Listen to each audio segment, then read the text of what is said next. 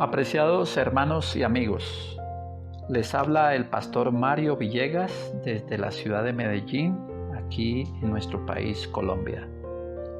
Hoy quiero compartir con ustedes de la palabra de Dios el tema titulado No tengamos temor a la enfermedad. Y es que estamos viviendo en un momento tan difícil en el mundo, en nuestro país, debido a esta pandemia. Muchas personas tienen temor a enfermarse, tienen temor a morir. Y esos temores, como hemos dicho anteriormente, vienen desde hace muchos siglos atrás, debido a otra enfermedad terrible que traemos, y es la enfermedad del pecado. Nos atemoriza la muerte, nos atemoriza la enfermedad física, pero algo que debería de verdad producirnos temor es tener la enfermedad espiritual. Ya sabemos que el temor vino desde el momento en que el hombre pecó, allá en Génesis capítulo 3. El hombre con su esposa, Adán y Eva, se escondieron delante de aquel que les daba la vida, aquel que los había creado. Ese miedo que llegó a ellos hizo que se escondieran de la presencia de aquel que les daba la vida. Y por eso hoy no podemos escondernos de aquel que es el que suple nuestras necesidades físicas, el que suple nuestras necesidades materiales, el que suple nuestras necesidades espirituales. No podemos escondernos. Hoy es el momento de comprender que el mayor problema y la mayor enfermedad no es la física. La mayor enfermedad es la espiritual, y todo eso está en la mente. El apóstol Pablo, en el libro de Romanos capítulo 6 y el versículo 23, él dice que la paga del pecado es la muerte. En otras palabras, nos enfermamos porque fue el pecado el que hizo que se trajera la enfermedad, y morimos porque es el pecado el que hizo que el hombre muriera.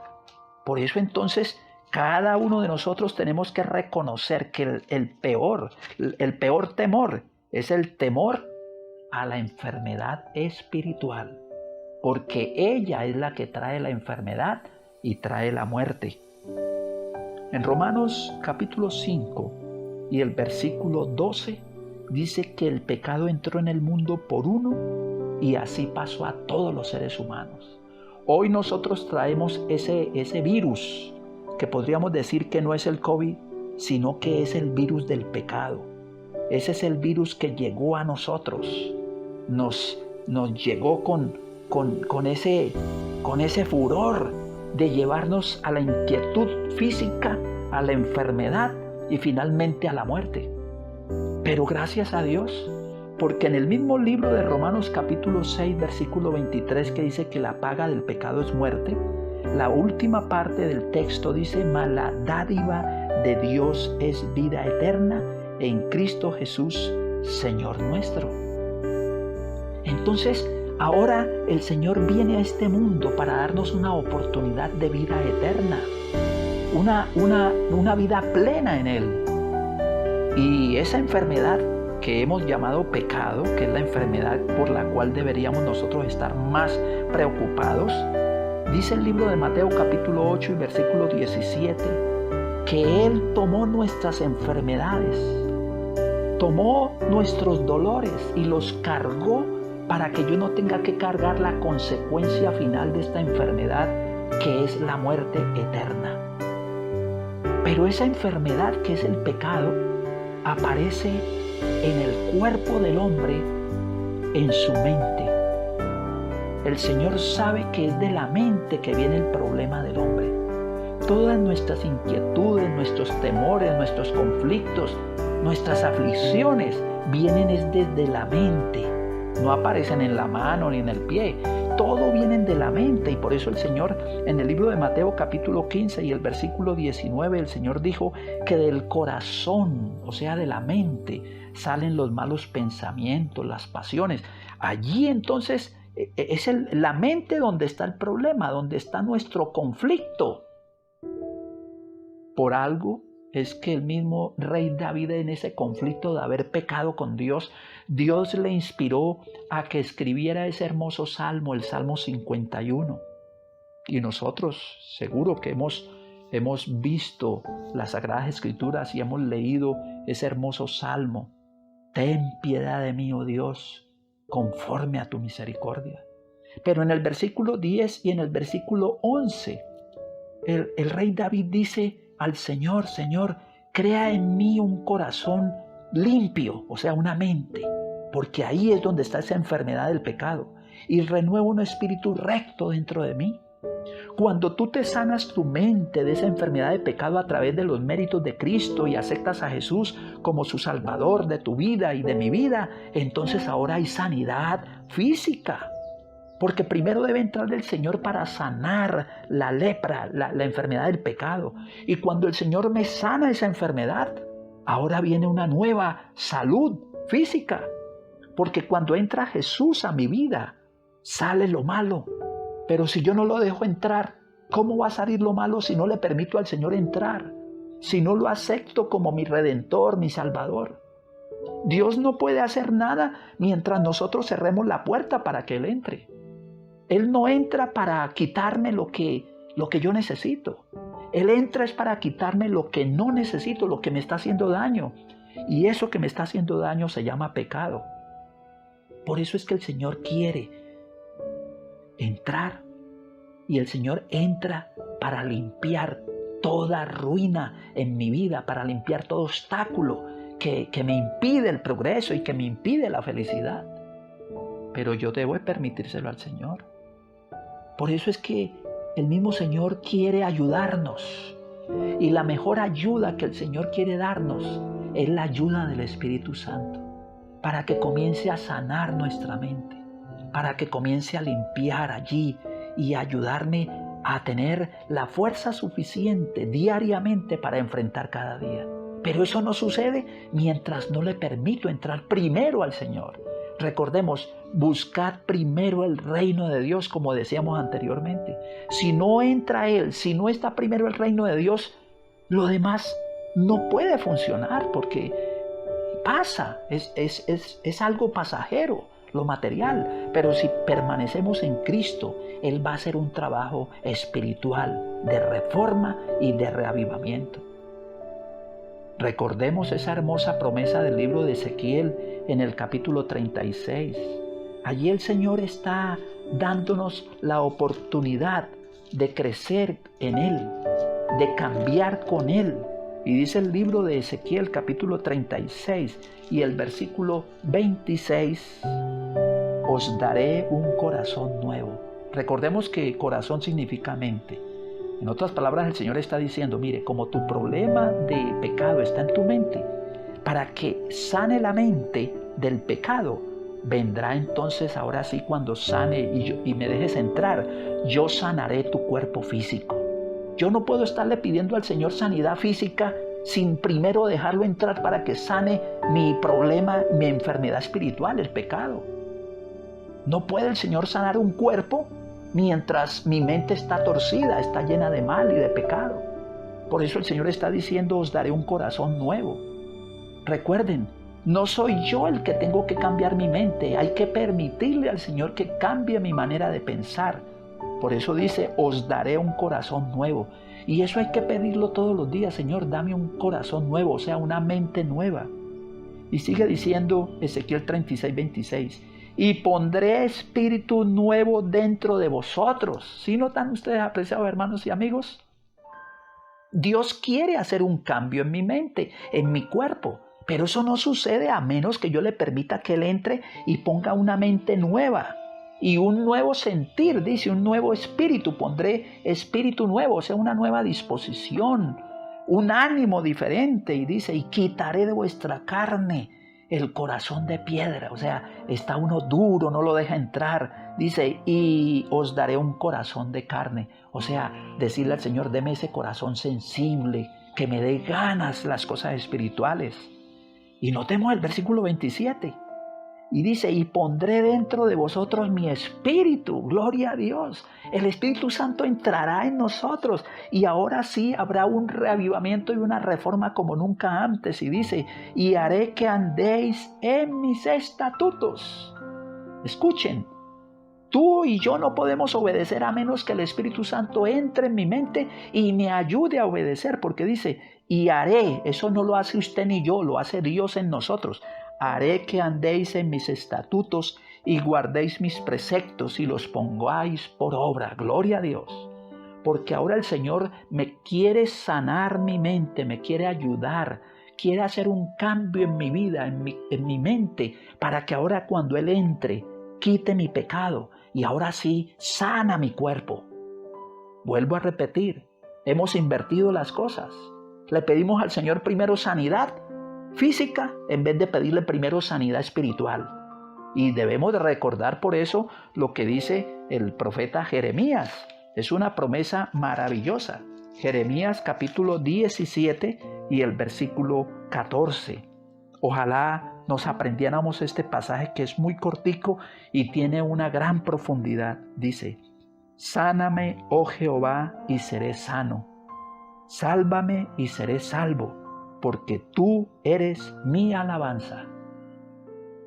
Hoy tenemos que decirle, Señor, sáname y seré sano, pero en la mente, porque ahí es donde vienen las enfermedades. Los médicos dicen que la mayor cantidad o la gran mayoría de las enfermedades son psicosomáticas, o sea, vienen del cerebro. Si mi cerebro no está sano, mi cuerpo está enfermo. Y entonces primero viene la sanidad espiritual. Por eso dice, si me sanas aquí, seré sano y seré salvo, porque tú eres mi alabanza. No olvidemos este pasaje, Jeremías 17:14. Sáname, oh Jehová, y seré sano.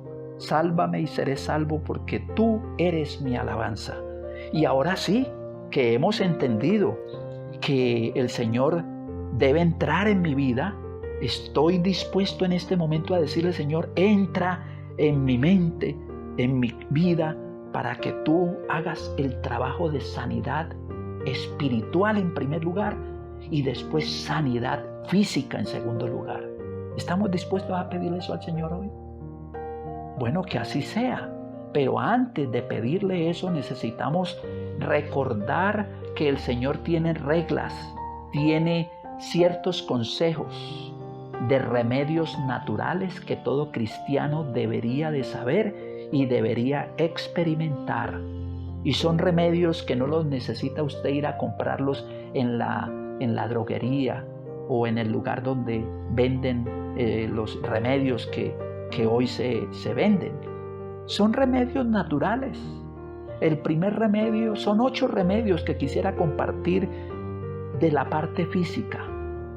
Hemos hablado de la parte espiritual, ahora hablemos de la parte física.